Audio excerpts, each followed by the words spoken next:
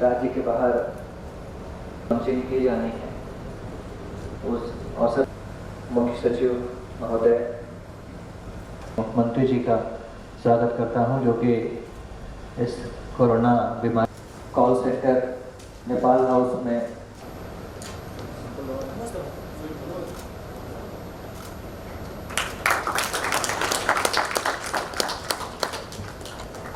धन्यवाद सर। अपनी आधार संख्या को दे रहे हैं ताकि वो जो आधार एक्ट है उसका हम लोग पूरी तरह अनुपालन कर पाए। उस राज्य का नाम और उस जिले का नाम डाल देने के बाद, हालांकि इसका बहुत ज़्यादा महत्व नहीं है, महत्व उनकी जियो लोकेशन का है। हम लोगों ने कॉल सेंटर भी बना रखे हैं बड़े पैमाने पर, लगातार फ़ोन आ रहे हैं और आज इस ऐप के माध्यम से हम अपने प्रवासी साथियों तक पहुंचकर उनका लोकेशन लेकर किन राज्यों में हैं और उनकी पहचान कर सरकार अब इनको आर्थिक रूप से मदद पहुंचाने का सरकार ने निर्णय लिया है। और इस क्रम में हम लोगों ने ये भी निर्णय लिया है कि संख्या बल के आधार पर हम अपने प्रवासी मजदूरों को आर्थिक सहायता राशि उनके सीधे बैंक खातों में डालेंगे।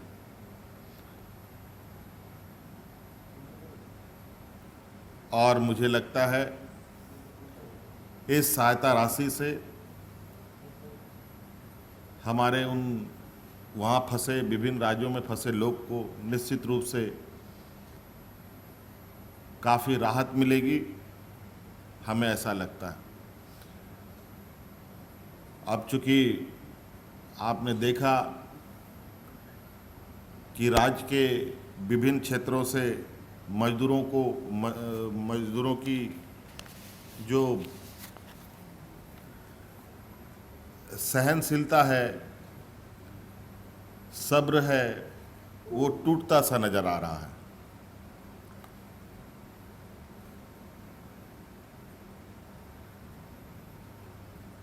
हालात निश्चित रूप से पूरे देश के लिए गंभीर है। आज हमारे इस राज्य के फंसे मजदूर तो जहाँ का तहाँ फंसा ही है।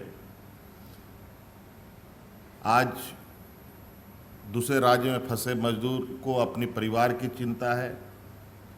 आज यहाँ उनके परिवार हैं, उन परिवारों को जो बाहर गए रोजगार पाने वाले, उनके घर के कमाऊ व्यक्ति की चिंता है, जिनके बदौलत उनका घर चलता है।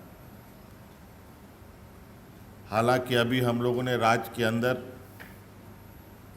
के सभी गरीब परिवारों तक विभिन्न माध्यमों से अनाज और गरम खाने का भी व्यवस्थाएं कर रखी है। आज इस ऐप के माध्यम से हम लोगों का लक्ष्य है कि हफ्ते दिन के अंदर राज्य के बाहर फंसे हुए जितने भी मजदूर हैं, चाहे वो 5 लाख हो, चाहे वो 6 लाख हो, चाहे वो 7 लाख हो, चाहे वो 10 लाख हो, उन सभी तक हम लोग आर्थिक सहायता हमारी पहुंच जाए, ये हम लोगों ने लक्ष्य तय किया।